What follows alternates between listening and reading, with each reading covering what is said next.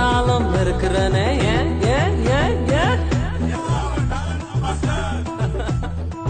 Talent எல்லாம் ஒண்ணு இல்ல பிரதர்.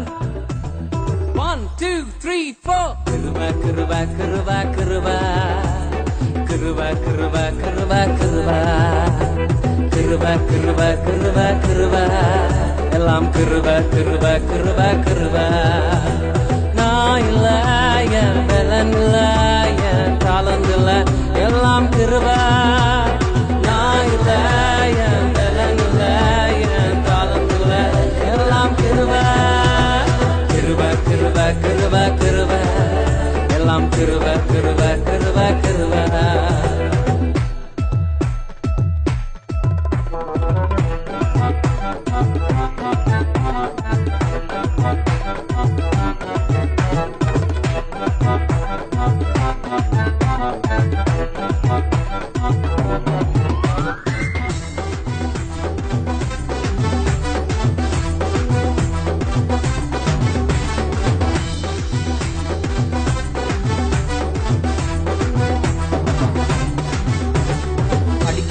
உயரல பட்டதாரி ஆகல ஆனாலும் வாழ்கிறனே நிற்கிறேன் நிர்மூலமாகாமலே இருக்கிறேன் ஆனாலும் நிற்கிறனே படிக்கல உயரல பட்டதாரி ஆகல ஆனாலும் வாழ்கிறனே நிற்கிறேன் நிர்மூலமாகாமலே இருக்கிறேன் ஆனாலும் நிற்கிறனே கிருபா கிருபா கிருபா கிருபா கிருபா கிருபா கிருபா கிருபா கிருபா கிருபா கிருபா கிருபா எல்லாம் கிருபா கிருபா கிருபா கிருபா. நான் இல்ல, என் பலன் இல்ல, என் டாலண்ட் இல்ல, எல்லாம் கிருபா. நான் இல்ல, என் பலன் இல்ல, என் டாலண்ட் இல்ல, எல்லாம் கிருபா.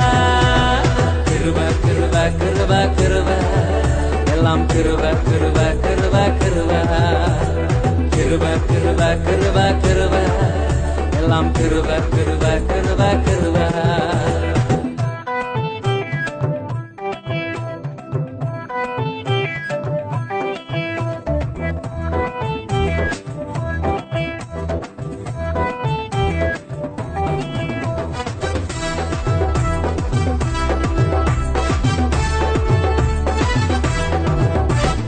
அற்புதங்கள் நடக்குது, அதிசயங்கள் நடக்குது, வியாதி எல்லாம் மாறினது பாவமெல்லாம் மறைந்தது, சாபமெல்லாம் உடைந்தது, பரிசுத்தமாய் மாறினது அற்புதங்கள் நடக்குது, அதிசயங்கள் நடக்குது, வியாதி எல்லாம் மாறினது பாவமெல்லாம் மறைந்தது, சாபமெல்லாம் உடைந்தது, பரிசுத்தமாய் மாறினது கிருபா கிருபா கிருபா கிருபா கிருபா கிருபா கிருபா கிருபா கிருபா கிருபா கிருபா கிருபா எல்லாம் கிருபா கிருபா கிருபா கிருபா. நான் இல்ல, என் பலன் இல்ல, என் டாலண்ட் இல்ல, எல்லாம் கிருபா.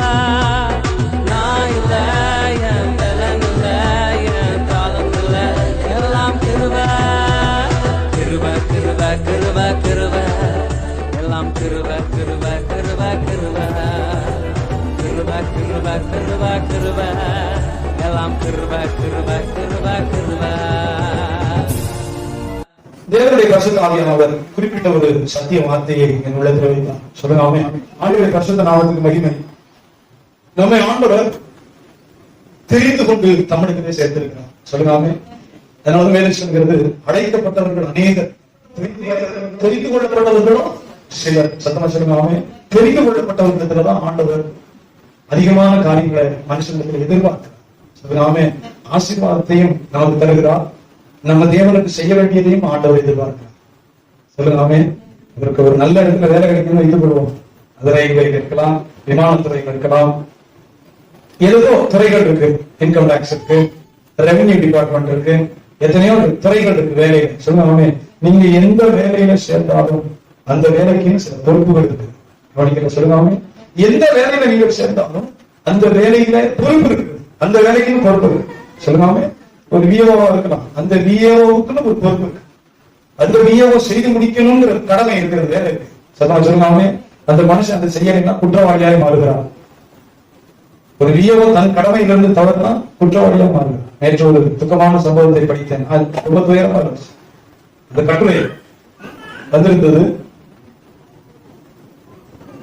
ஒருத்தர் போய் வீடு கட்டுறதுக்கு அனுமதி கேட்கிறார் நகராட்சியில. ஸ்ரீவில்லிபுத்தூர்ல நியூஸ்ல பாத்தீங்களா? பார்க்க மாட்டேன். ஸ்ரீவில்லிபுத்தூர்ல நகராட்சியில போய் எனக்கு ஒரு வீடு கட்டணும் ஐயா. அந்த ஒரு அம்மா எல்லாரும் எல்லாம் கரெக்டா இருக்கு, எல்லாமே அவருக்கு கேட்கறது எல்லாம் கரெக்டா இருக்கு. அந்த அம்மா சொல்லியிருக்கு, நான் உங்களுக்கு இந்த அனுமதி கொடுக்கணும்னா 10,000 கொடுங்க, அனுமதி கொடுக்கணும்னா 10,000 கொடுக்கணும்னு. அவருக்கு எல்லாம் கரெக்டா தானே இருக்கு. இப்படி ஒவ்வொருத்தையும் 10,000 10,000 ஈவி போனா அங்க காசு, அங்க போனா எங்கதான் கொடுக்குறா. ரொம்ப டயர்ட் ஆயிட்டாரு. என்னைய மாதிரி ஒரு ஆள் போட்டுருக்காரு. நேர லஞ்ச ஒழிப்புத்துறைக்கு போயிட்டாரு. இந்த மாவட்ட லஞ்ச ஒழிப்புத்துறைக்கு போய் எல்லாமே இருக்கு, 10,000 கொடுத்தாதான் இந்த அம்மா தரேன்னு சொல்றாங்க. முடியாத அவரு சந்தோஷமா இருந்தாங்க. ரசாயனம் தடுக்க 10,000 கொடுத்து போங்க. போன் பண்ணிக்கிறாரு, அம்மா நீங்க கேட்க பணம் 10,000 ரெடி பண்ணிட்டேன், எங்க வந்து கொடுக்க? ஆபீஸ்ல வந்து கொடுங்க. ரெடி அவங்களும் ஆபீஸ்ல வந்துருந்தாங்க. கொடுத்த உடனே கை இப்படியே பிடிச்சிட்டா அதை அப்படியே முகத்தை திறந்து போட்டு உட்காந்துருக்கலாமா. இனி வேலை கிடைக்கிறது ரொம்ப கஷ்டம். இனி வேலை கிடைக்கிறது குதிரை கொம்பு சுழிக்கலாம். ஒரே சுழி அங்க அலைஞ்சு இங்க அலைஞ்சு நீ வேலை கிடைக்கும் சந்தேகம் கிடைக்கிறது ரொம்ப ரொம்ப கஷ்டம். நல்ல சம்பளம் 80,000 90,000 வாங்கினாலும் இந்த சாஸ் விடுதலையே. இந்த பேய் என்ன செய்யல விடுதலையே. ஒவ்வொரு வேலைக்கும் ஒரு பொறுப்பு இருக்கிறது. எந்த வேலையை நீங்க செய்தாலும் சொல்லாம ஒரு 10 நாள் வேலை செய்யறாரு, அவர் சரியா செய்யலன்னா கூப்பிட மாட்டாங்க. ஒரு 10 நாள் விட வேலை செய்யறாரு, அவருக்குரிய வேலையை சரியாக செய்யணும்னா அடுத்து கூப்பிட மாட்டாங்க. கூப்பிட மாட்டாங்க. எல்லா வேலைக்கும் ஒரு பொறுப்பு இருக்கிறது. சொல்லாம எல்லாத்துக்கும் ஒரு பொறுப்பு இருக்கிறது. எல்லாத்துக்கும் பொறுப்பு இருக்குது. ஆண்டவர் வசனம் சொல்கிறது, தேவனாகிய கர்த்தர் மனுஷனுக்கு ஆசீர்வாதத்தையும் கொடுக்கிறார், மனுஷனுக்கு பொறுப்பையும் எதிர்பார்க்கிறார். சொல்லுங்க, மனுஷனுக்கு பொறுப்பையும் எதிர்பார்க்கிறார். அந்த பொறுப்போடு இருக்கிற மனுஷர்களை ஆண்டவர் மறுபடியும் தூக்கி கொண்டே போகிறார். வேதத்தை சொல்கிறது, சீடன் நேற்று உபவாச நாள் சரி ஜெபம் பண்ணி காலை வேளையிலும் மிகுந்த இன்னைக்கு பிரசங்கம் பண்ண முடியுமாங்கிற சூழ்நிலை, எனக்கு உடல்நிலை சரியில்லை, ஆனால் ஆண்டவரே என்னை பலப்படுத்தி எனக்கு கிருபை தான் நான் ஆராதனை நடத்துறேன். சொல்லுங்க இல்லையா? ஒரு சரீர பலவீனம் என்னை பலப்படுத்தி எனக்கு கிருபையை சுலபம் தந்தா நான் அந்த ஆராதனை நடத்துறேன், கிருபை தந்தார். அப்ப வசனம் சொல்கிறது, ஒரு சீடன் சொல்லுங்க. உலகத்துல எத்தனையோ பேர் இருக்கணும், ஆனா ஆண்டவர் மனுஷனை தெரிந்து கொண்டு தன்னிடத்துல சேர்த்துக் கொள்கிறார். அவருடைய சீடர்கள் சொல்றாங்க. சொல்லுங்க, எல்லாரும் சீடர்கள் கிடையாது. எல்லாரும் சீடர்கள் கிடையாது. கர்த்தராகிய ஆண்டவர் அழைக்கப்பட்டவர்கள் அநேகர், தெரிந்து கொள்ளப்பட்டவர்களும் சிலர். அது நமக்கு உறுதி. அழைக்கப்பட்டவர்கள் அநேகர், தெரிந்து கொள்ளப்பட்டவர்கள் சிலர். அந்த தெரிந்து கொள்ளப்பட்ட சீடர்கள் வேதத்தில் வாசிக்கிற இயேசு கிறிஸ்து தமக்கு சித்தமானவர்களை தெரிந்து கொண்டு அவர்களுக்கு அப்போஸ்தலர்கள் என்று பெயரிட்டார். சொல்லுங்க, தனக்கு இரவு முழுவதும் ஜெபம் பண்ணி மலையிலிருந்து இறங்கி வந்து தமக்கு சித்தமானவர்களை தமிழத்தில் அழைத்து அவர்களுக்கு அப்போஸ்தலர் என்று பெயரிட்டார். எதற்கு கவனிக்க சொல்லுங்க. அப்போஸ்தலன் என்று சொன்னா அனுப்பப்பட்டவன் என்ற அர்த்தம். என்ன அர்த்தம்? அனுப்பப்பட்டவன். உங்களை அனுப்புவது கர்த்தராகிய இயேசு. அனுப்பும் முன்பு சொல்றார், பரிசுத்த ஆவியை பெற்றுக் கொள்ளாம நீ போகாதன்னு சொல்லுகிறார். அப்ப அனுப்பப்பட்டவன் என்று சொல்லி அப்போஸ்தலன். சீடன், பைபிள் முழுவதும் சீடன் சீடன் ஆண்டவர் சொல்லுகிறார். சீடன் என்று சொன்னா நிமிர்ந்து பார்க்க சொல்லுங்க இல்லையா? டிசைபிள் ஆங்கில வார்த்தை. டிசைபிள்ங்கிற ஆங்கில வார்த்தை தான் டிசிப்ளின் அப்படிங்கிற ஆங்கில வார்த்தை உண்டாயிடுச்சு. டிசிப்ளின் என்ன பாருங்க. சமீபத்துல இந்த ஒரு செய்தி வந்தது, பார்த்து ஆச்சரியமா இருந்தது. பாளையங்கோட்டையில ஒரு கிறிஸ்தவ பள்ளிக்கூடத்துல எல்கேஜி யூகேஜி பிள்ளைகளை சேர்க்கிறதுக்கு இன்னைக்கு இன்டர்வியூ நேற்று நைட்டுக்கு முன்னாடியே வந்து படுத்துட்டான். 2 மணிக்கு, நேற்று ராத்திரி 2 மணி ஒரு அம்மா போனா, எனக்கு முன்னாடி ஒரு ஆள் தான் இருக்கு, அதுக்கு வேலை படுது. நல்ல கவனமா கவனிங்க. பாளையங்கோட்டையில ஒரு கிறிஸ்தவ பள்ளிக்கூடத்துல எல்கேஜி யூகேஜி சேர்க்கிறதுக்கு முந்தின நாள் நைட்டு போய் 2 மணிக்கு பஸ்ல உட்காந்துருக்கேன் காமெண்ட்ல.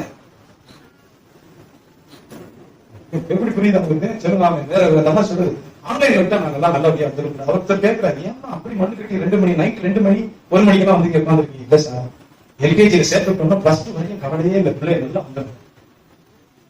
எல்கேஜியில சேர்த்து விட்டோம்னா இல்ல +2 வரைக்கும் சூப்பரா வந்து அப்புறமா தந்தைக்கு அப்படின்னு கட்ட சம்பாதிக்கலாம். பணத்தை தான் முடியும். எப்படியா கிறிஸ்தவ மட்டும் ரசிக்கப்பட்டு பர்வத்தை கொண்டு வர வருத்தம் கொண்டு வரல, நான் போட்டு பர்வத்தை கொண்டு வர உள்ள இங்கிலீஷ் பேச கட்டா பணம் சம்பாதிக்கும்.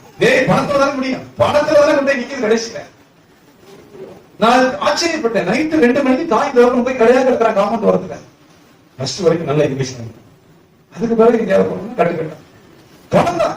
பணத்தை வேற ஒன்றும் இல்லை. நல்ல பள்ளிக்கூடம், நல்ல கிறிஸ்தவத்தை பத்தி இயேசுவை பத்தி சொல்லி என் பிள்ளைய பரலத்துக்கு கொண்டு வருவாங்க. அப்படி யாரும் இருந்தா சொல்லுங்க ஆமென். அப்படி இருக்கிறது வருத்தப்படுகிறது. ஏன் விஷயம் வேதம் சொல்கிறது டிசைபிள்.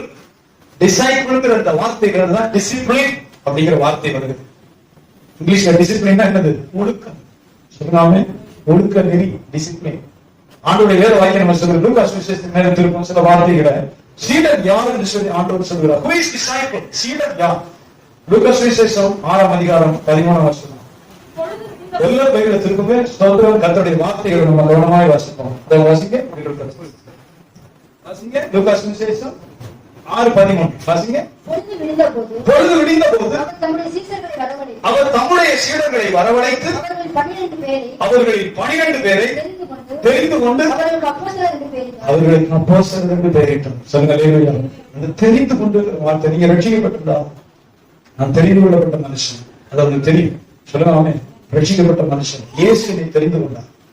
இயேசுவை தெரிந்து விட்டார். அழைக்கப்பட்டவர்கள் அனைவரும் அந்த நிச்சயம் உங்களுக்கு இருக்கும். இந்த கான்பிடன்ஸ் நிச்சயம், நான் ரட்சிக்கப்பட்ட மனுஷன், இயேசு என்னை வாங்கினார், இயேசு என்னை தெரிந்து கொண்டார், இயேசு கிறிஸ்து என்னை தன்னிடத்துல வரும்படி தெரிந்து கொண்டார், கர்த்தராகிய இயேசு என்னை தன்னிடத்துல சேர்த்துக் கொண்டார், தெரிந்து கொண்டார். அதான் முதல் நிச்சயம். சொல்லுங்க ஆமென். அதனால வேதத்துல வாசிக்கிறோம், அவருடைய சீடர்களை பார்த்தவர்கள் சொன்னார்கள், மறுதளிச்சா கூட நம்பல. இயேசு எனக்கு தெரியாதுன்னு சொன்னா கூட மற்றவர்கள் நம்பல. காரணம் என்ன? இவன் பேச்சு இதை காட்டி கொடுக்கிறதுன்னு சொன்னாங்க. சொல்லுங்க ஆமென். இவன் பேச்சு காட்டி கொடுக்குது. நான் சில நேரம் ஆச்சரியப்படுவேன். எங்க நிற்பேன், கரெக்டா வந்து நீங்க பாஸ்டரா கேட்பாங்க அல்லது கிறிஸ்தவா கேட்பாங்க. நிறைய பேர் என்னை ஏமாத்தவும் செய்வாங்க, பாதி ஏறி ஏமாத்திக்கலாம். அப்படியே அழுகை கண்ணீர்மா வந்து 50 ரூபா பார்த்தீங்கன்னா ஊருக்கு போயிருவேன் சார், இட்லியை சாப்பிட்டு சரி என்ன சரி கேட்கறவங்க பொழுது அந்த சொல்ல 50 ரூபா வச்சுக்கன்னா அடுத்த டாஸ் தான் எப்படி 50 ரூபா கொடுத்தீங்கன்னா 2 இட்லி சாப்பிட்டு ஊருக்கு போறேங்கிற பார்த்தோம்னா கொஞ்சம் தூரம் அவருக்கு கடை போயிட்டு வந்தோம்னா டாஸ்மார்க்ல போய் நிற்கிட்டு அவனுக்கு தெரியுது நம்மள ஏமாத்தலாம். பார்த்தோம்னா நமக்கு எழுதி ஒட்டி வச்சிருக்கு இவர் ஏமாறக்கூடியது கேட்குதா? பரவாயில்ல, அதனால ஒண்ணு கெட்டு போங்க. எங்க போடுங்க, நீங்க கிறிஸ்தவரா, பாதிரியாரா, பாஸ்டரா, அது எழுதி ஒட்டி இருக்கும் போட்டுருக்கு. அது நம்மளால மாத்த முடியாது. கோவப்பட்டு நம்ம கெட்ட வார்த்தை வரணும்னு வராது. வந்துச்சுன்னா ஒரு கிறிஸ்தவர் இல்ல. கோவப்பட்டு கொலைவெறியோட கெட்ட வார்த்தை வருதுன்னா ஒரு கிறிஸ்தவருக்கு இருப்பாரு. வரவே வராது. நம்ம என்னதான் நெய்ய குறைச்சாலும் வராது, வரக்கூடாது. சொல்லுங்க அவங்க வேதம் சொல்றது இயேசு தெரிந்து கொண்டார். அதனால சொன்னார், உன் பேச்சு உன்னை காட்டி கொடுக்குது, நீ கணிதமா இருக்க, பேச்சு உன்னை காட்டுது, நீ அவரோட இருந்ததுங்கிறது தெரியுது, வெளியே விவரமா தெரியுதுங்கிறான். இல்ல எனக்கு தெரியாதுன்னு பயந்து சொன்னாலும் சொல்றாங்க, இல்ல தெரியுது நீ இயேசுவோட இருந்தது. சொல்லுங்க லேவியா. வசனம் சொல்லுகிறது, தேவனோடு இருக்கிற மனுஷன் அவருடைய சுபாவத்தை நாம் நிரப்பப்படுகிறான். அதனாலதான் தெரிந்து கொண்டவருக்கு அப்போஸ்தலர் என்று பெயரிட்டார். லூகாஸ் சுவிசேஷம் 8ஆம் அதிகாரம் 22ஆம் வசனம் வாசிப்போம். சீக்கிரம் வாசிங்க. நிறைய வசனங்களை நம்ம வாசிக்க போகிறோம். லூகாஸ் சுவிசேஷம் 8:22. பின்பு ஒரு நாள்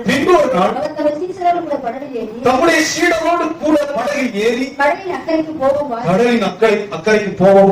அந்த பைபிள்ல நிறைய இடங்கள்ல தம்முடைய சீடரை பிரித்துக் கொண்டு ஒரு தனியை போனார். அதுதான் முக்கியமானது. சொன்னாமே அவர் தன்னுடைய சீடர்களை தனியாக பிரித்துக் கொண்டு போனார். நிறைய பேர் அவரை பின்பற்றினார்கள். இயேசு கிறிஸ்துவை நிறைய பேர் பின்பற்றினார்கள். பைபிள் சொல்கிறது, 5 அப்பம் 2 மீன் 5000 பேர் கொடுத்த போது அவரை ராஜா வாங்கிட்டோம்னா உணவு பஞ்சமே நம்ம பிரச்சனையே இருக்காதுன்னு நினைச்சோம். அவருக்கு ஒரு கிரீடத்தை வச்சு ஒரு ராஜா வாங்கி கூட வச்சுக்கிட்டோம்னா அப்பப்ப அற்புதம் செய்தாரு. நமக்கு சாப்பாட்டு பிரச்சனையே இல்லை. இப்ப மாதிரி ஹோட்டல்லாம் கிடையாது. இப்ப மாதிரி சாப்பாடு ஈஸியா கிடைக்காது. இப்ப மாதிரி அம்மா போய் ஒரு ரூபாய்க்கு சாப்பிட முடியாது. சாப்பாடும் துணியும் அப்ப ஈஸியா கிடைக்காது. சொல்லுங்க, சாப்பாடும் துணியும் ஈஸியா மக்களுக்கு கிடைக்காத காலம். அதனால வேலை சொல்கிறது, இயேசுவை ராஜா வாங்கி நம்ம கூட வச்சுக்கிட்டோம்னா அப்பப்ப நம்ம சாப்பிட்டு. அதனாலதான் ஆண்டவர் சொன்னார், நீங்கள் என்னை தேடி வருகிறது அப்பம் புசித்ததுனால என்னை தேடி வருகிறீர்கள். அற்புத அடையாளங்களை கண்டு அல்ல, அப்பம் புசித்து திருப்தியானபடினால் நீங்க என்னோட கூடவே வருகிறீர்கள். சொல்லுங்க. அந்த வேதம் சொல்கிறது, இயேசு கிறிஸ்துவோட ஒரு பெரிய கூட்டம் இருந்தது.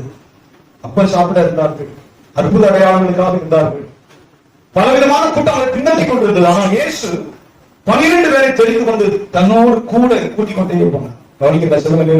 2 கூட்டம் இருக்கு. பெரிய கூட்டம், அழைக்கப்பட்ட ஒரு கூட்டம், தெரிந்து கொள்ளப்பட்ட ஒரு கூட்டம். நீங்கள் தெரிந்து கொள்ளப்பட்ட கூட்டத்தில் இருந்த பாக்கியவர்கள் கற்றுக்கொண்டீர்கள். சொல்லுங்க. பெரிய கூட்டத்தோட கூட்டம், அழைக்கப்பட்ட கூட்டம், பெரிய கூட்டம். ஏசு இருந்தாருன்னா 5000 பேர் சாப்பாடு போடுறாங்க, கூட்டம் இருக்கும். 4000 பேருக்கு ஒரு கூட்டம், அங்க ஒரு கூட்டம் இருக்கும். அவர் எங்க இருக்கிறாரோ ஒரு பெரிய கூட்டம் இருக்கும். ஆனா எல்லாரும் சீடர்கள் கிடையாது. எல்லாரும் சீடர்கள் ஆக முடியாது. எல்லாரும் பரவத்துக்கு போறவங்க கிடையாது. எல்லாரும் சத்தியத்தை கை கொண்டு நடக்கிற ஜனம் கிடையாது. வேதம் அப்படி சொல்றது. நீங்கள் அப்பம் புசித்து திருப்தியானதுனால் என்னை பின்பற்றி வருகிறீர்கள். சரிதாமே? அப்பம் சாப்பிட்டு வயிறு ரொம்ப நாள் வருகிறீங்க. என்னுடைய வார்த்தைக்காக நீங்கள் வரவில்லை. என்னுடைய வார்த்தையை நடப்பதற்காக நீங்கள் வரவில்லை என்று சொன்னார். அதுதான் வேதத்துல வாசிக்கிறோம். தன்னுடைய 12 சீடர்களை கூப்பிட்டு அப்போஸ்தலர்கள் பேர் வைத்து தன்னோட கூட வைத்துக் கொண்டு போகிற இடமெல்லாம் கர்த்தர் கூட்டிக் கொண்டே போகிறார். ஒளிவ மலைக்கு கூட அவர் அழுது ஜெபம் பண்ணும்போது கூட சீடர்களை கூட்டிக் கொண்டுதான் போகிறார். லூக்கா சுவிசேஷம் 10ஆம் அதிகாரம் 23ஆம் வசனம், லூக்கா சுவிசேஷம் 22ஆம் அதிகாரம் 39ஆம் வார்த்தை. எழுத பாப்போம் சீக்கிரமா. பின்பு தன்னுடைய சீடர்களிடத்தில் திரும்பி தனித்து சொல்லுங்க, தனித்து. இது பெரிய பாக்கியம். பர்சனலா ஆண்டவர் நம்மோடு இடைபெறுகிறார். இதெல்லாம் நீங்க பெற்றுக்கொள்ளணும். ஜெபத்துலதான் பெற்றுக்கொள்ள முடியும். சத்தமா சொல்லுங்க ஆமென். தனித்து நம்முடைய சீடர்களிடத்திலே ஆண்டவர் சில தேவ ரகசியங்களை சொல்லுகிறார். தனித்து வாசிங்க. நீங்கள் காண்கிறவைகளை காணும் கண்கள் பாக்கியம் உள்ளவைகள். அநேக தீர்க்கதரிசிகளும் ராஜாக்களும் நீங்கள் காண்கிறவைகளை காணவும் நீங்கள் கேட்கிறவைகளை கேட்கவும் விரும்பியும் காணாமலும் போனார்கள். கொஞ்சம் பாருங்க. யோவான் சுவிசேஷத்தில் சொல்கிறார், ஆபிரகாம் என் நாளை காண ஆசையா இருந்தான், கண்டு கழிகூர்ந்தான் என்று இயேசு சொன்னார். இயேசுடைய நாட்கள் ஆபிரகாம் இல்லை. பைபிள்ல வாசிக்கிறோம், இயேசு கிறிஸ்துடைய நாட்கள்ல ஆபிரகாம் மரித்து பரலோகத்துக்கு போயாச்சு. அதனாலதான் லாசருவை கொண்டு போய் ஆபிரகாமுடைய மடியில விட்டார்கள் என்று இயேசு சொல்கிறார். ஆனால் சுவிசேஷத்துல இயேசு சொல்கிறார், ஆபிரகாம் என்னுடைய நாளை காண ஆசையா இருந்தான், கண்டு சத்தமா சொல்லுங்க. பைபிள் படிச்சாதான் இன்ட்ரெஸ்ட் ஆகும் பிரசங்கம். பைபிள் படிக்க ஆபிரகாம் என்னுடைய நாளை பார்க்க ஆசையா இருந்தான், கண்டு கழி கொடுத்தான். எங்க பரலோகத்துல தான் இருக்கிறான். ஏன்? பரலோகத்தினுடைய கடவுள் இந்த பூமியில வருகிறதை பார்க்க அநேகர் ஆசைப்பட்டார். எல்லாருக்கும் அந்த பாக்கியம் கிடைக்கல. அதைத்தான் சீடர்கள் சொன்னார். பரலோகத்தின் கடவுள் மகிமையுள்ள ஆண்டவர் பூமியில நடந்து திரிவதை பார்க்க நிறைய தீர்க்கதரிசிகள் ஆசைப்பட்டார்கள். அவர்களுக்கு தீர்க்க தரிசனம் தான் சொல்ல முடிந்தது. இம்மானுவேல் பிறப்பார், கன்னிகை வயிற்றுல பிறப்பார், அதைத்தான் சொல்ற வேலை. ஆனா அவர் பிறகுறத பார்க்கிற பாக்கியம் அவர்களுக்கு கொடுக்கப்படல. சொல்லுங்க, இயேசு கிறிஸ்து பூமியில நடந்து திரிவதை கண்ணால பார்க்கிற பாக்கியம் அவர்களுக்கு கொடுக்கப்படல. அதனாலதான் ஆண்டவருக்கு சொல்லுகிறார், நீங்கள் காண்கிறதை காண்கிற கண்கள் பாக்கியம். நீங்க கேட்கிறீங்க நேரடியா வார்த்தையை ரோட்ல, இந்த வார்த்தையை கேட்கிற கடவுளுடைய வார்த்தையை கேட்கிற காது பாக்கியம் உள்ளது. தன்னை பின்பு ஆண்டவர் தம்முடைய சீடர்களிடத்தில் திரும்பி தனித்தவர்களை நோக்கி, நீங்கள் காண்கிறவைகளை காண்கிற கண்கள் பாக்கியம் உள்ளவைகள். அநேகம் தீர்க்கதரிசிகளும் ராஜாக்கள் நீங்கள் காண்கிறவைகளை காணவும் நீங்கள் கேட்கிறவைகளை கேட்கவும் விரும்பியும் காணாமலும் போனார்கள் என்று எத்தனையோ பேர் நடந்திருப்பாங்க. இந்த பாக்கியத்தை இன்னைக்கு நிச்சயமாவே இந்த ஆலயத்துக்குள்ள நாம் இருக்கிறோம். அது பெரிய கிருபை. அதைத்தான் பவுல் சொல்கிறான், ஞானிகளில் அநேகர் இல்லையே. சொல்லலாமே, ஞானிகளில் அநேகர் இல்லையே, கல்விமான்களில் அநேகர் இல்லையே. இந்த உலகத்தின் காரியங்களை ஆண்டவர் பைத்தியமாக்கவில்லையா? ஞானிகளை வெட்கப்படுத்தும்படி ஆண்டவர் பைத்தியங்களை தெரிந்தோம். ஞானிகளை வெட்கப்படுத்தும்படி பைத்தியங்களை தெரிந்து கொண்டார். யோசிப்பார்கள், எவ்வளவு பணம் மனுஷன் சேகரிக்கிறான், எவ்வளவு பணம் சொத்துக்களை குவித்து வைக்கிறான், மறித்து பாதாளத்தில். ஆண்டவர் கேட்கிறான், அவனுடைய ஆத்மாவுக்கு என்ன லாபம்? 20 பவனம் பணம் சேகரிக்கிறான், சொத்து மேல சொத்து, வீடு மேல வாங்கணும், வீடு மேல வீடு, கையாட்டத்தில் தீரா உபச்சாரம் வேசித்தனம் 3 வேலையும் முக்கியமா நடக்குது. ஒன்றும் பிரச்சனை இல்லை. பணத்தை சேர்க்கணும், சுகபோகம் வாழணும். சுகபோகம் மனுஷனுக்கு விபச்சாரம் தான். பணத்தை இறைச்சு அப்படியே தாய்லாந்து போவான், இங்கிட்டு போவான், கொடைக்கானல் போவான், ஊட்டி போவான். நாய்களும் பன்றிகளும் அலைவது போல விபச்சாரமா அலைய வேண்டியது. பணம் இல்லை, அதான் மனுஷனுக்கு பெருசா தெரியும் இன்பம் நினைக்கிறேன். நாய்களும் பன்றிகளும் மிருகங்களை போல விபச்சாரத்தை அலைஞ்சிட்டு விரும்பினபடி வாழ்ந்துட்டு மறித்து நித்திய நரகத்தை தள்ளப்படுகிறார். ஆண்டவர் சொல்கிறார், மனுஷனை உலகம் முழுவதையும் ஆதாயப்படுத்திக் கொண்டார். மனுஷன் உலகம் முழுவதையும் ஆதாயப்படுத்திக்கிட்டார். தன்னுடைய ஜீவனை நஷ்டப்படுத்தினால் அவனுக்கு லாபம் என்ன? மனுஷன் தன் ஜீவனுக்கு ஈடாக எதை கொடுப்பான்? சொல்றார், அது பெரிய ஐஸ்வர்யவான், பெரிய கோடீஸ்வரன் மறித்து பாதாளத்தை கொண்டு போய் விடப்பட்டான். ஆண்டவர் எதையுமே மறைக்கல. அவன் வீட்டில் கிடந்த லாசரு ஆபிரகாமுடைய மடியில கொண்டு போய் விடப்பட்டான். தேவ தூதர்களா? ஆண்டவர் எதையும் மறைக்கல. ஐஸ்வர்யவான் மறித்து பாதாளத்திலே தன் கண்களை ஏறெடுத்தான் என்று இயேசு சொல்கிறார். லூக்கா சுவிசேஷத்துல அவனுக்கு ஞாபகம் இருந்துச்சு, தெளிவா இருக்கு. ஆண்டவரே தூரத்திலே லாசருவை கண்டுன்னு வசனம் சொல்றாங்க. அது வேத ஆராய்ச்சியாளர்கள் சொல்றாங்க, அது உவமை கிடையாது. எந்த உவமைக்கும் பேர் சொல்லல. இந்த லாசருன்னு சொன்னதுனால அது உவமை கிடையாது, நடந்த சம்பவம். எந்த உவமைக்கும் பேர் ஆண்டவர் சொன்னதே கிடையாது. இது ஒரு சம்பவம்.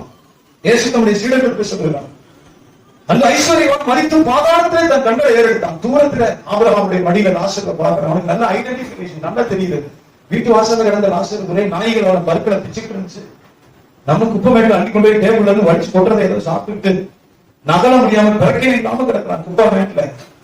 நாய்கள் அவன் பருக்களை நக்கிட்டு அதை விரட்டுறது அவனுக்கு பிறக்கணும் இல்லை. அப்படிதான் அவனுடைய சூழ்நிலை. இந்த குப்பை தொட்டியில இருந்து வசன சொல்றது தன் பசியை ஆற்ற ஆசையா இருந்தான்.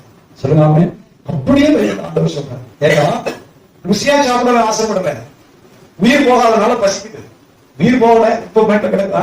நாய்கள் ஒரு பக்கம் பருவ வச்சுக்கிட்டு இருக்கு, பசிக்குமே, பறிக்க பசிக்க ரெண்டும் வந்துகிட்டே இருக்கும். பசிக்கும் தாகமும். குப்பை மேட்ட ஏதாவது கிடக்கிறது பொறுக்கி சாப்பிடறான், அங்கனே படுத்திருக்கான். குப்பை மேட்ட அங்கனே சாப்பிடறான், அங்கனே படுத்திருக்கிறான். இப்படியே போகிறது.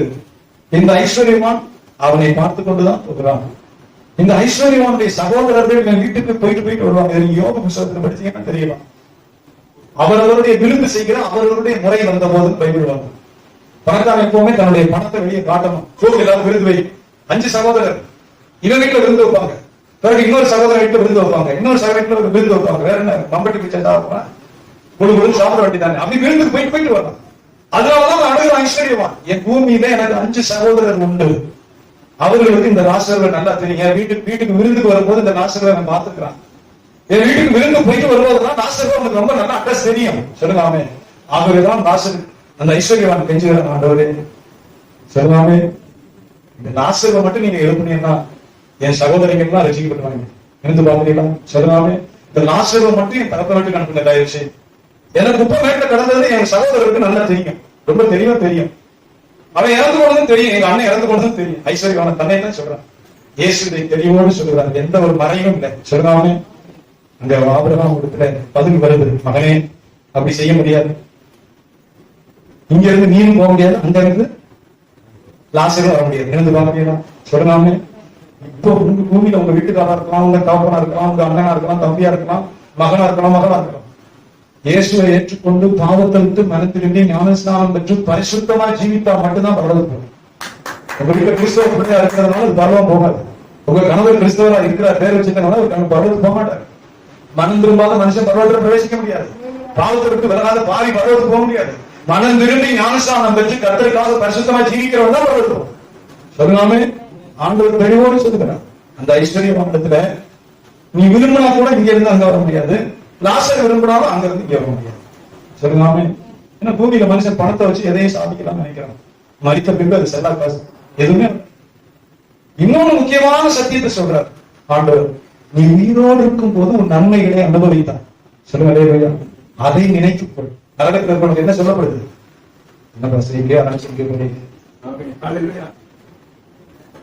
மரித்து போன மனுஷனுக்கு தேவன் சொல்ற வார்த்தையை கவனிக்க, நீ உயிரோடு இருக்கும் போது உன் நன்மைகளை அனுபவித்தாய், அதை நினைத்துக்கொள்.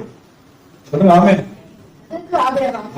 அதற்கு ஆபிரகாம், மகனே நீ பூமியில உயிரோடு இருக்கும் காலத்தில் ஒரு நன்மைகளை அனுபவித்தாய், லாசரும் அப்படியே தீமைகளை அனுபவித்தாய், அதை நினைத்துக்கொள்.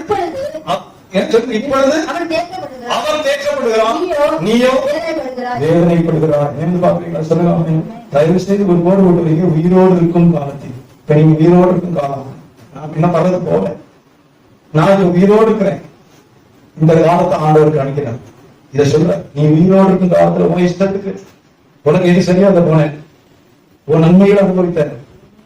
உயிரோடு இருக்கும்போது ஐயோ மறந்துருமே, பாவத்தை விட்டு வரணுமே, ஞானஸ்நானம் பெறணுமே, கர்த்தருக்காக ஏதாவது செய்யணுமே, பரலோகத்துல பொக்கிஷம் சேர்த்து வைக்கணுமே, கர்த்தருடைய ஊழியத்தை செய்யணுமே, என் ரட்சிக்கப்படாத சொந்தக்காரனுக்காக ரட்சிக்கப்பட ஏதாயும் செய்யணுமே, ரட்சிக்கப்படாத என்னுடைய மனுஷருக்காக ஏதாயும் செய்யணும். எல்லாம் உயிரோடு இருக்கிற காலத்துல மட்டும்தான் செய்ய முடியும்.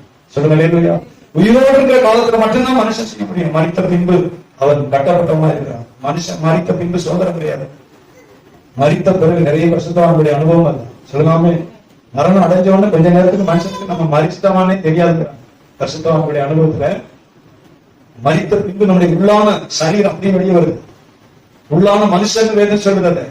சொல்லுவாங்க இன்னர் மேன் பைபிள் சொல்கிறது. உள்ளான மனுஷன் மரித்த பிறகு வெளியே வருது, ஆவி கிடையாது. எத்தனை பேர் புரியுது? சொல்லுவாங்க நல்ல வாட்டசாட்டமா இருக்கிறான், எதை வேணாலும் செய்யறான், இப்ப பைத்தியமாயிடும். பைத்தியமான பிறகு இந்த மனுஷன் எதுக்குமே பிரயோஜனம் இல்லாதவனா மாறிடும். அவருடைய ஆள் தத்துவம் சிதைந்து விடுகிறது.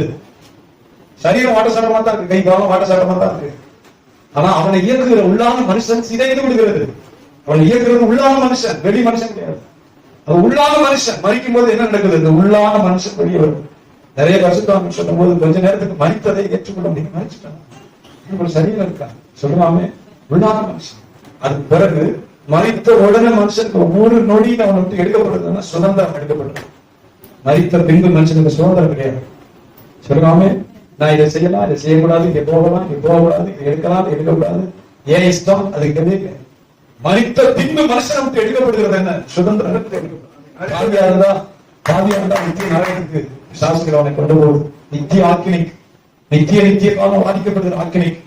பரிசுத்தவான் பூமியில தேவனை எதிர்பார்த்து கர்த்தருக்கு கிரியைகளை செய்து சொல்லாம ஆண்டவருக்குன்னு பரலோகத்துல சொத்து சேர்த்து வச்சு ஜீவ கிரீடத்தை எதிர்பார்த்து, நீதியின் கிரீடத்தை எதிர்பார்த்து, ஆண்டவருக்காக நான் செய்த எல்லா கிரியைகளுக்கும் பலன் உண்டு என்று சொல்லி நம்பி தேவனே சொல்லி இரவும் பகலும் வாழ்ந்து கொண்டிருக்கிறான். அதை மறிக்கும் போது தேவதூதர்கள் சந்தோஷத்தோடு அவனை பரலோகத்துக்கு கொண்டு போறான். அவருடைய கிரியைகளுக்கு பலன் உண்டாகவே சொல்லுது. அதைத்தான் வெளிப்படுத்தின விசேஷத்தை வாசிக்கிறோம். கர்த்தர் யோவானுக்கு எழுதும்படி சொல்றாங்க, கர்த்தருக்குள் மறிக்கிறவர்கள் பாக்கியவான்கள் எழுதிவை. சும்மா மறிக்கிறவங்க பாக்கியவான் கிடையாது. பணக்காரனா இருக்கலாம், அறிவாளியா இருக்கலாம், விஞ்ஞானியா இருக்கலாம், பெரிய ப்ரொஃபஸரா இருக்கலாம், கோடீஸ்வரனா இருக்கலாம். அவருக்கு அந்த பாக்கியம் வரவே வராது. மறிக்கிறவங்க மந்திரியா இருக்கலாம், பிரதம மந்திரியா இருக்கலாம், ரோல் தூரம் கார் நிக்கலாம், அந்த குப்பைக்கு எங்க ஒண்ணுமே கிடையாது. வேதம் சொல்கிறது கர்த்தருக்குள் மறிக்கிறவர்கள் பாக்கியவான்கள், தங்கள் பிரயாசங்களை விட்டு ஓய்ந்து இளைப்பாறுவார்கள், அவர்களுடைய கிரியைகள் அவர்களோடு கூட போகும். என்ன தெரியுமா மனுஷனுக்கு விதைக்குது? எல்லாரும் விதைச்சு வச்சிருக்கிற ஒரு சத்தியம். ஆமா, கூட என்ன வரப்போகுது கேக்குதா? கிராமத்து பாட்டி கூட இதே மனப்பாடம் பண்ணி பாடிட்டு, கண்ணை மூடிட்டோம்னா என்ன வரப்போகுது, கூட என்ன வரப்போகுது சொல்லுங்க. ஆமே, கண்ணை மூடிட்டோம்னா கூட என்ன வரப்போகுது, என்ன தெரிய போகுது? முழு பெரிய பேருமே சாமி, சாசுடைய பெரிய சாமி இது சொல்லுங்க. ஆமே, ஒரு விசுவாசியுடைய விசுவாசம் இது, ஒரு விசுவாசியுடைய ஜீவ நம்பிக்கை இது, ஒரு தேவ மனுஷனுடைய ஜீவனான பலனான நம்பிக்கை இது. கர்த்தர் யோவானுக்கு சொல்லுகிறார், கர்த்தருக்குள் வாசிக்க பார்க்க வெளிப்படுத்தின விசேஷம் 14 நினைக்கிறேன். வாசிங்க 14ஆம் அதிகாரமா 14:13 ப்ளீஸ் ரீட் யுவர் பைபிள். 14:13 வாசிங்க. பின்பு பரலோகத்திலிருந்து ஒரு சத்தம் உண்டாக கேட்டேன், அது கர்த்தருக்குள் மரிக்கிறவர்கள் இது முதல் பாக்கியவான்கள் என்று. இது முதல். ஏன் இது முதல்? கர்த்தராகிய இயேசு உயிர்த்தெழுகிறதுக்கு முன்ன வேலை. அதனாலதான் உயிர்த்தெழுகிறதுக்கு அவர் மகா சத்தமாய் கூப்பிட்டு ஜீவனை விடும்போது நிறைய நீதிமான்களுடைய சரீரம் உயிரோடு எழுந்தது. எருசலேம்ல பரிசுத்த நகரத்தில் அநேகர் எழுந்து அவர் மகா சத்தமாய் கூப்பிட்டு ஜீவனை விட்டபோது கல்லறைகள் திறந்தது. மரித்த பரிசுத்தவான்கள் தங்கள் கல்லறை விட்டு எழுந்து எருசலேமுக்குள்ள உலாவினாங்க. பைபிள் சொல்லுது. எப்படி இருக்கு? ஒரு மாசத்துக்கு முன்னாடி இறந்து போன பரிசுத்தவான், ஒரு வருஷத்துக்கு முன்னாடி இறந்து போன ஒரு பரிசுத்தவான், ஒரு 2 வருஷத்துக்கு முன்னாடி இறந்து போன ஒரு பரிசுத்தவான், அடக்கமான எல்லாருக்கும் தெரியும். ஊர்ல ஒருத்தர் செத்து போனாங்கன்னா ஊர்ல எல்லாருக்கும் தெரியும். இவங்களெல்லாம் இயேசு கிறிஸ்து மகா சத்தமாய் கூப்பிட்டு ஜீவனை விட்ட போது அவர்கள் தேவனுக்கு காத்திருந்தவர்கள். அவருடைய சரீரங்கள் உயிர்த்தெழுந்து பரிசுத்த நகரத்திலே அநேகருக்கு காணப்பட்டார்கள். எப்படி இருக்கும்? அவர்கள் தேவனை எதிர்பார்த்து காத்திருந்தவர்களுக்கு சாக்கியம் கொடுக்கப்பட்டது. உயிர்த்தெழுந்து பரிசுத்த நகரத்தில் அநேகருக்கு காணப்பட்டார். சொல்லுவாமே, இங்க வாசிக்கிறோம், இது முதல் பாக்கியவான்கள். யார் பாக்கியவான்கள்? கர்த்தருக்குள் மரிக்கிறோம். சொல்லலாம், கர்த்தருக்குள் மரிக்கிறோம். வாழ்க்கையில பெரிய பாக்கியம், தெரிந்து கொள்ளப்பட்ட அனுபவம், கிறிஸ்துவுக்குள் ஜீவிக்கிற அனுபவம். ஒருவன் கிறிஸ்துவுக்குள் இருந்தாலும் புது சிருஷ்டியா இருக்கிறான். பழையவனை எல்லாம் ஒழிந்து போய் சொல்லலாமே. அதனால அந்த வசனத்தை மாதிரி வாசிப்போம். வெளிப்படுத்தின விசேஷம் 14:13. பின்பு பரலோகத்திலிருந்து ஒரு சத்தம் உண்டாக கேட்டேன், அது கர்த்தருக்குள் மரிக்கிறவர்கள் இது முதல் பாக்கியவான்கள் என்று எழுது. அவர்கள் தங்கள் பிரயாசங்களை விட்டு ஒழிந்து இளைப்பாறுவார்கள், அவர்களுடைய கிரியைகள் அவர்களோடு கூட போகும். இதான் முக்கியமானது. சொல்லுவாங்க, இதை சாசு மடங்கடிக்கிறது தான் என்ன சொல்லுது? நம்ம மனசு அப்படியே பதிவு. செத்து போனோடனே என்ன தெரிய போகுது? யாரு வரப்போறா? கூட என்ன வரப்போகுது? மனப்பாடமா சொல்லும் கூட ஒரு கிரியைகள். நீ தேவனுக்கு என்ன செஞ்சோ அது வரும். சொல்லாம நன்மையானாலும் தீமையானாலும் வரும்.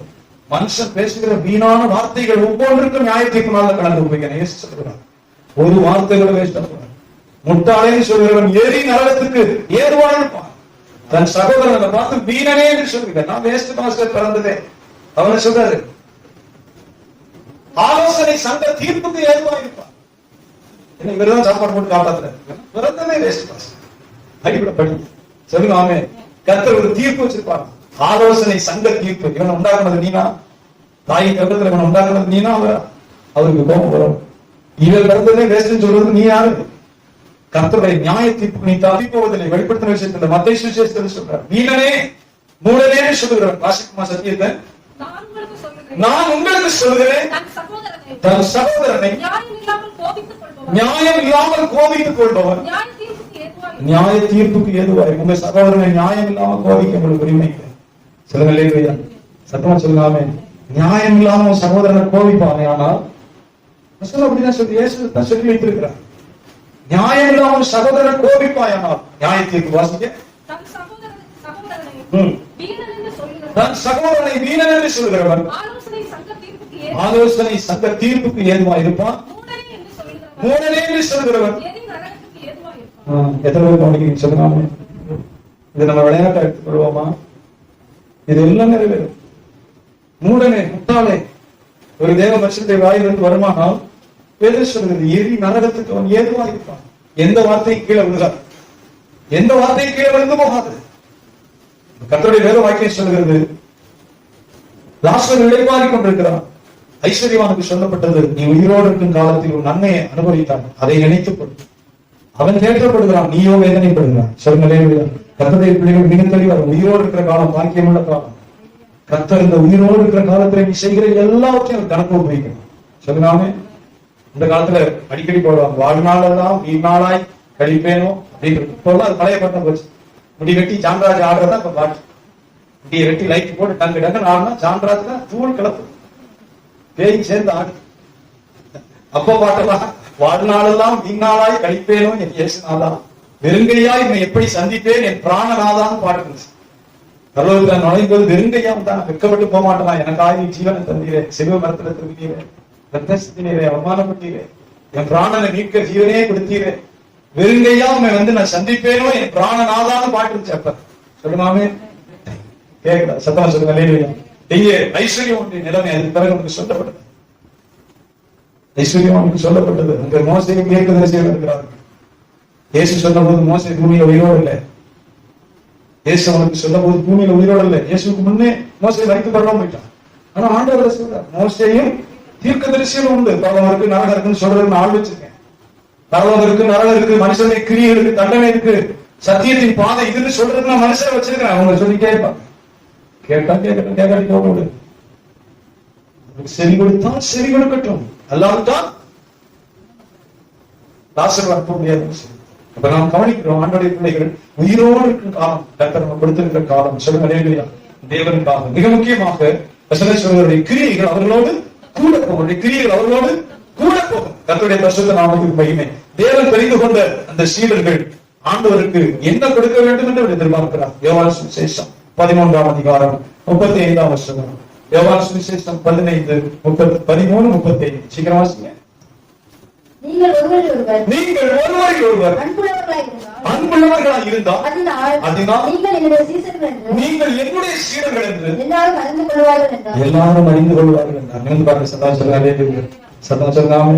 ஆண்டவருடைய பெரிய கிருபையை தெய்வ அன்பு, தெய்வ அன்பு, தெய்வம். நீங்கள் ஒருவரில் ஒருவர் அன்புள்ளவர்களாக இருந்தால் என்னுடைய சீடர்கள் என்று பிறர் அறிந்து கொள்வார்கள். சத்தமா சொல்லுங்க. ஒருவேளை ஆண்டுடைய பிள்ளைகள் இல்லைன்னா நம்ம ஆண்டோட திருப்பணும். சில குடும்பத்திலே கொடூரமா இருப்பாங்க. நினைந்து பார்ப்போம். குடும்பத்திலே புருஷன் ஹெட்மாஸ்டர் இருந்தா கூடாது. ஹெட்மாஸ்டர் பள்ளிக்கூடத்தோடு தெரியும். புருஷன் வீட்டுக்கு வந்து அந்த மனைவிக்கு காதலனை போல மாறி இருந்தா தான் அந்த குடும்பம் உருப்படும். எவ்வளவு பெரிய அதிகாரி இருக்கலாம், இன்ஸ்பெக்டர் இருக்கலாம், போலீஸா இருக்கலாம், ராணுவ அதிகாரியா இருக்கலாம், போஸ்ட் மாஸ்டரா இருக்கலாம், யாரானாலும் இருக்கலாம். வெளியே வீட்டுக்குள்ள கால் வைத்த பிறகு சொல்லுவாங்க, மனைவிக்கு உண்மையா காதலனை போல அந்த குடும்பம் உருப்படும், இனிமையா இருக்கும். வீட்டுக்குள்ள வந்த பிறகு தண்ணி விடு, சாப்பாடு விட்டா, ரசம் விட்டா, அது அச்சடிச்சு விட்டாரு. போலீஸ் இன்ஸ்பெக்டர் சொல்றாரு, 407 அந்த டையா போய் தண்ணி கொடுக்கணும், 304 அவனை குடி. நிறைய அவனுக்கு மாற மாட்டேங்குது. ஒரு பவர் பதவி, அது பேய். 4 பேர் வேலை வாங்கணும்னு ஒரு பெரிய அவங்க நடக்கும். போலீஸ் இன்ஸ்பெக்டர் வச்சுக்கிறேன், அவர் அப்படிதான் இருக்கணும். ஸ்டேஷன்ல இருக்கணும். வீட்டுல இருந்தா உருப்படாது. பிள்ளைகள் கடைசி காலத்துல கஞ்சி விட்டாரு.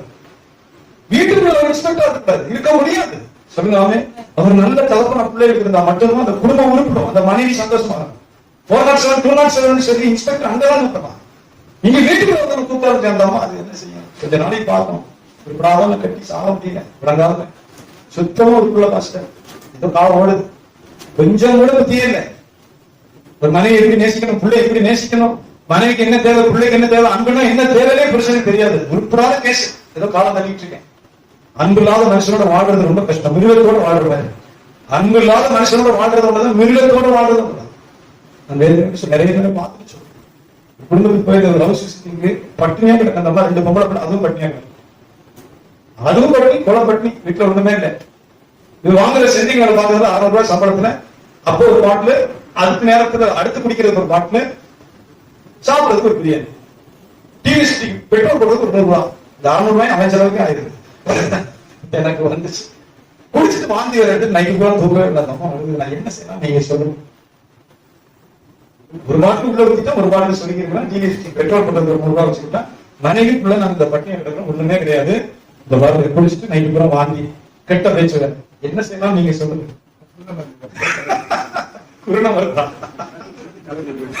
அவரு நரகத்துக்கு போய் கொடுத்தாலும் நரகத்துக்கு அப்படி ஆளுக்கு என்ன. நீங்க ஏன் பாஸ்டர் விசுவாசி விசுவாசி விசுவாசினா என்ன டக்குனு ஞானசானம் எடுத்தா விசுவாசி நினைச்சுட்டு தரான்னு போய் நான் ஞானசானம் அந்த சொன்னாங்க. விரியன் பாம்பு குட்டி அது விசுவாசின்னு சொல்ற. விரியன் பாம்பு குட்டின்னு சொல்றாரு. என்ன மன திருமணம் பாவத்தை விடணும், அதுக்கு எந்த விருப்பமும் கிடையாது. எல்லாரும் லைன்ல உலகம் லைன்ல போது இங்கே நிச்சயம் வந்துச்சு. இது படம் போனே போகாது. இது பாவமே உணரலை. பாவம் என்னதுன்னு உணரல, பரிசுத்தம் என்னன்னு உணரல, பாவத்தை தேவன் அனுமதிக்கிறார் அந்த அறிவும் கிடையாது. லைன்ல வச்சு ஞானசானம் எடுத்துட்டு வந்து அதே பாவத்தை மறைச்சு கவனிக்கிறீங்க. சொல்லுங்க எவ்வளவு தூக்கம், எவ்வளவு தூக்கம். கர்த்தருடைய வேத வாக்கியம் நமக்கு போதிக்கிறேன். நீங்கள் ஒருவரில் ஒருவர் அன்புள்ளவர்களாக இருந்தால், ஒருவரில் ஒருவர் அன்புள்ளவர்களாக இருந்தால் என்னுடைய சீடர்கள் பிறர் அறிந்து கொள்வார். சொல்லுங்க. நம்ம குடும்பத்தில் ஒரு குடும்பத்தில் ஒரு அன்பு, பிள்ளைகள் சரி தகவல் குடும்பம் ஒரு சாட்சி. குடும்பத்தில் ஒரு சாட்சி, ஒரு அன்பு. ஒரு தாய் தகப்பன் முடியல, பிள்ளைகள் அன்பு காட்டணும். தாய் தகப்பனுக்கு அன்பு தேவையான பிள்ளைகள் காட்டணும். பிள்ளைகளுக்கு தேவையான தாய் தகப்பன் காட்டணும். ஒரு பிறவீனப்பட்ட புருஷன் மனைவி அவனுக்கு அன்பு காட்டணும். சொல்லுங்க. அன்பினாலதான் தேவன் அதை கட்டுகிறார். சொல்லுங்க. அன்பு இல்லாத குடும்பம் அது இங்கே நகரமா தான். எத்தனையோ பேர் சொல்ல முடியும். சிலர் வைராக்கியம் போவாது. சாகும்போது கணக்கு கொடுக்கணும். சகோதரனை நியாயம் இல்லாம கோபிச்சுன்னா ஆண்டவருக்கு கணக்கு கொடுக்கணும். சொல்லுங்க. காணிக்கை போட வரும்போது சொல்றாரு, காணிக்கை எனக்கு வேண்டாம், நீ வச்சுட்டு போய் முதல்ல உத்தரவு வைக்கலாம். சொல்லுங்க. ஒரு காணிக்கை இந்த பெட்டியில போடாத. ஒரு சகோதரனோட போய் உத்தரவு வைக்கலாம். அவனுக்கு உனக்கு கஷ்டம் இருக்கு. ரிகான்சில் ஆங்கிலத்தில் சொல்லப்பட்டு, நீ தப்பு செஞ்சிருந்தீங்க மன்னிப்பு. நீ கூடுதலா பேசிட்டியா, அதன் புண்படுபடி நடந்தியா, ஆராய்ந்து பாரு. மனசாட்சி ஆராய்ந்து பாரு. சொல்லுங்க. நியாயம் இல்லாம சகோதரனை கோபிக்கு காரணமா போய் ஏதோ கோபத்துல பேசிட்டு மன்னிச்சு. சொல்லுங்க. உன்னால நஷ்டப்பட்டனாலும் அந்த நஷ்டத்தை ஈடுகட்டு. கர்த்தர் அப்பதான் சொல்றார் சகையை பார்த்து, இந்த வீட்டுக்கு இன்றைக்கு ரட்சிப்பு வந்தது சொல்றார். 4 மடங்கு கொடுக்குற ஆண்டவரே. சொல்லுங்க. சகையை 4 மடங்கு கொடுத்தார் ஆண்டவரே. என் மனச்சாட்சி தென்படுச்சுன்னா, ஏன்னா அந்த நாட்கள் எங்க போனதான் வரி இந்தியாவில் இருந்துச்சு. நாங்க ஹிஸ்டரியில படிக்கும்போது எங்க பாடத்துல ஒரு ஜமீன்தாரி வரி, ஒரு ஊர்ல ஒரு ஜமீன்தார் இருக்கும். அது ஊருக்கு வரி போடுவான். அந்த வரியை வாங்கிட்டு ஊர் பகுதியை கொண்டு ஆங்கிலேயருக்கு கட்டுவோம். வெள்ளக்காரன் கட்டும். அவன் வந்து வீடு விட வரி சொல்லிக்க முடியாது. இந்த பிரதேசத்துல நீ ஜமீன்தாரி ஜமீன்தாரி முறை அதை ஒழிச்சாங்க எம்ஜிஆர் பீரியட். அதான் ஹிஸ்டரி படிச்சேன்னு தெரியும்.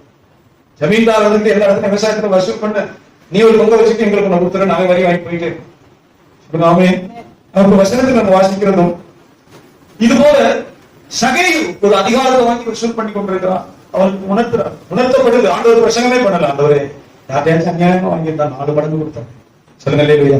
என் ஆஸ்திகளில் பாதியை இறக்கிவிட்டேன். அப்ப எவ்வளவு வச்சிருக்க? வாயில் இல்ல, வெறும் வாயில் இல்ல. கிரியை இல்லாத விசுவாசம் செத்தது. கிரியை இல்லாத விசுவாசம் வெறும் பாட்டு செத்தது. அதனால ஆண்டவர் இன்றைக்கு இந்த வீட்டுக்கு ரட்சிப்பு வந்தது. இவனும் ஆபிரகாம் பிள்ளையா இருக்கிறானே. சொல்லுங்க. தேவ மனுஷன் அப்படியே ஆண்டவரை பாதியை கொடுத்தேன்.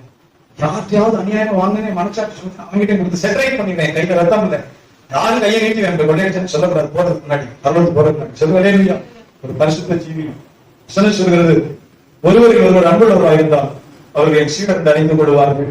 யோவான் சுவிசேஷம் 15ஆம் அதிகாரம் 8ஆம் வசனத்தை வாசிப்போம். சில வசனங்களை வாசித்து ஜெபிக்கிறோம்.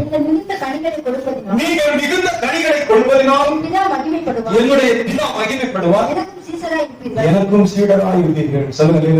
கனி கொடுக்கிற வாழ்க்கை நினைந்து பாருங்க. சொல்லுங்க. கனி கொடுக்கிற ஜீவியம். கனி என்பது எனது சுபாவம். ஆவியின் கனி சொல்றார் பரிசுத்த பவுல்.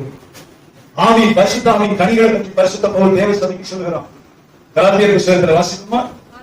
அன்பு, சந்தோஷம், சமாதானம், நீடிய பொறுமை, தயவு, நற்குணம், விசுவாசம், சாந்தம், இச்சையடக்கம். இப்படிப்பட்டவைகளுக்கு விரோதமான பிரமாணம் ஒன்றுமில்லைன்னு சொல்லுங்க. ஒரு தேவ மனுஷனை பார்த்து இயேசு சொல்லும் போது, நீங்கள் மிகுந்த கனி கொடுப்பதனால எனக்கு சீடராக இருப்பீங்க. சொல்லுங்க.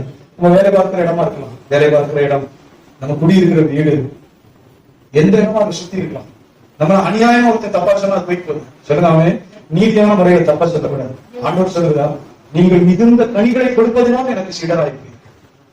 நீங்கள் மிகுந்த கனிகளை கொடுப்பதன் மூலமா எனக்கு சீடராக இருப்பீங்க. பிதா மகிமைப்படுவார். சத்தமா சொல்லுங்க. ஆமா, நம்மளால யாரும் இடை போகக்கூடாது, நம்மளால யாரும் இடை கெட்டு போகக்கூடாது. பாட்டுமா சபை நல்லா தான் பாடலாம் பாஸ்டர், வெளியே வந்து கேட்டு பாருங்க அவர் பேச்ச. 5 வயசாக நம்ப முடியாது. மகா இலக்கியம் கோயில் போட்டேன்னா சத்தமா பாடலாம், அது ஒரு நல்ல சாட்சி கிடையாது. சொல்லுங்க. சத்தமா சொல்லுங்க. வெளியே ஒரு நீதிமன்றம், நம்ம நடிக்க வேண்டிய அவசியம் இல்லை. திறந்த புத்தகம் போல இப்படிதான் ஒரு சாட்சி இருக்கணும். சத்தமா சொல்லுங்க. சாட்சி இருக்கணும். மிகுந்த கனி கொடுப்பதனால் எனக்கு சீடராக இருந்தீர்கள். மூன்றாவதாக யோவான் சுவிசேஷம் 8:39 அவருடைய சத்திய வார்த்தையை, உபதேசத்தை கை கொண்டு நடக்கிறவர்கள் அவருக்கு சீடராக இருக்கிறார்கள். வாசிங்க. இயேசு தம்மை விசுவாசித்த யூதர்களை நோக்கி, நீங்கள் என் உபதேசத்திலே நிலைத்திருந்தால் மெய்யாகவே என்னுடைய சீடராக இருப்பீர்கள். பாருங்க. சத்தமா சொல்லுங்க. கர்த்தருடைய சுவிசேஷத்துல இல்ல, உபதேசத்துல நிலைத்திருக்கணும். இயேசு பாவி ரட்சிக்கிறார், உனக்கு சோகம் கொடுக்கிறாரு, வீடு கொடுப்பாரு, நல்ல வேலை கொடுப்பாரு, நல்ல சம்பளம் கொடுப்பாரு, உன்னை கைவிட மாட்டாரு, காப்பாற்றுவாரு. இது போல சுவிசேஷம். சொல்லுங்க. அழைப்பின் சத்தம், பாவி உன்னை ரட்சிக்கிறார். அழைப்பின் சத்தம், கிருபையின் சத்தம், சுவிசேஷம். ஆனா தேவ மனுஷனாகி நம்மிடத்துல ஆண்டவர் உபதேசத்துல நடக்கணும்னு சொல்றார். சொல்லுங்க. ஏன் ரொம்ப வேதனை சொல்லுகிறேன், பிசாசு எல்லாத்தையும் உடைக்கிறான். நிறைய பெண்டிகாஸ்டல் சர்ச்சில் ரொம்ப சாதாரணமா விவாதத்து மாறிட்டு வருது. விவாதத்து சாதாரணமா போச்சு. ரொம்ப அந்த பயோடேட்டா அனுப்பும்போதே சொல்றாங்க, அவர் பெண்டிகாஸ்டல் சர்ச் பட் டிவோர்ஸ்ட். விவாதத்தானவர், ஆனா என்ன வருது, சட்டையை கட்டி போடுற மாதிரி கல்யாணம், சட்டையை கட்டி வீசிட்டு வேற சட்டை போடுற மாதிரி இவருக்கு பிடிக்கிற நான் விவாதம் பண்ணிக்கிறேன். ஆனா வேதம் சொல்லுகிறது, சுத்தமா சொல்லுவாமே, தன் மன வசனத்தை வாசிப்போமா, திருப்பி பார்ப்போம். இதான் உபதேசம். சொல்லி வாசிங்க. மத்தேயு சுவிசேஷம் 5ஆம் அதிகாரம் 32ஆம் வசனம் வாசிங்க. நான் உங்களுக்கு சொல்லுகிறேன், நேசித்தன முகாந்திரத்தினால் ஒழிய தன் மனைவியை தள்ளி விடுகிறவன் அவளை விபச்சாரம் செய்ய பண்ணுகிறவனா இருப்பான்.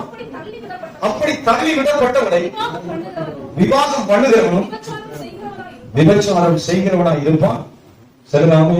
அப்ப இங்க இன்னும் தெளிவோடு கூட சொல்றாரு, மனைவியை தள்ளி விடும்படி ஆண்டவர் சொல்ல. சாதாரணமா கிறிஸ்தவர்கள் உள்ளது என்ன செய்தது, அப்படி டிஎஸ்சி சிஎஸ்சி பெந்தகோஸ்தே தேய் பிடிச்சிருச்சு. பாஸ்டர்களும் விசுவாசி போயிருந்தேன், நிறைய போய் அங்கதான் அடைக்கலம் போகிறாங்கன்னு நினைக்கிறேன். கூட்டம் வந்தாச்சு, விவாதத்தாமதர் கேஜி சபை பாஸ்டர் பேர் போட்டு ஈஸியா சட்டை கட்டி போற மாதிரிலாம் இல்ல கல்யாணம். சொல்லுங்காமே, தள்ளி விடப்பட்டவர்களை விவாகம் பண்ணுகிறவன் விபச்சாரம் செய்கிறவனா இருப்பான். விபச்சாரக்காரன் தேவனுடைய ராஜ்யத்தில் பங்கெடுக்க. சபை 1000 நாள்ல இருந்து நான் சொல்றது, 2 கொண்டாட்டிக்காரன் 3 கொண்டாட்டிக்காரன் சபைக்கு வர வேண்டாம். இங்க நாங்க திருவிழாராதனை கொடுக்கறது இல்லை. பெரிய கூட்டம் கூட்டி நான் நடந்து போக விரும்புறேன். கடவுளுடைய சத்தியத்தை சொல்றேன், கீழ்படிக்கிறவங்க 2 கொண்டாட்டி 3 கொண்டாட்டி தள்ளி விட்டு நான் என்ன செய்யறது? திருவிருந்து ஆராதனை நீங்க விசுவாசியம் வாழ லாயக்கு கிடையாது. விசுவாசியம் வாழ்றதுக்கு லாயக்கு கிடையாது. உன் இஷ்டத்துக்கு திருமணத்தை முடிக்கிறது உனக்கு அதிகாரம் இருக்கல. சொல்லுங்க. அந்த புருஷனும் மனைவி இறந்தால் அன்றி வேறொரு திருமணத்தை செய்யறதுக்கு ஆண்டவர் நமக்கு சொல்லுங்க.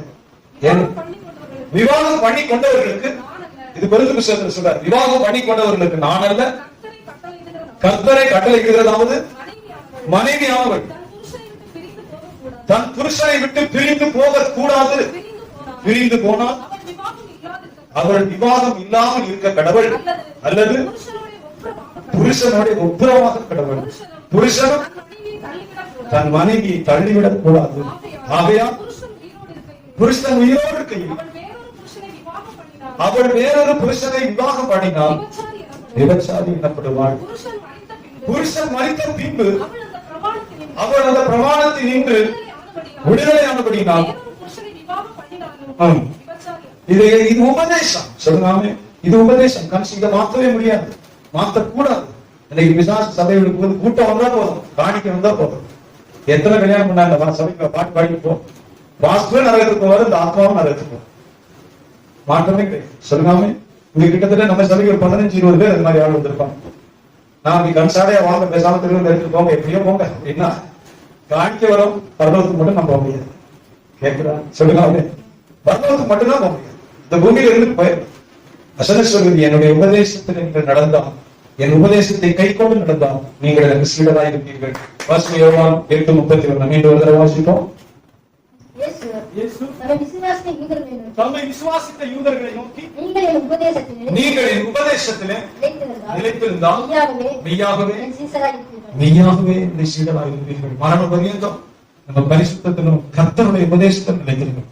திருவிருந்த ஆராதனையில பரிசுத்த ஜீவியத்தில கர்த்தரோடு நடக்கிற பரிசுத்த வாழ்களில் நிலைத்திருக்கிறவர்கள் கர்த்தருக்கு மகிமையாக அவருடைய களஞ்சியத்தில் சேர்க்கப்படுவார்கள். சோதனை எழுந்திருக்குமா? நன்றி.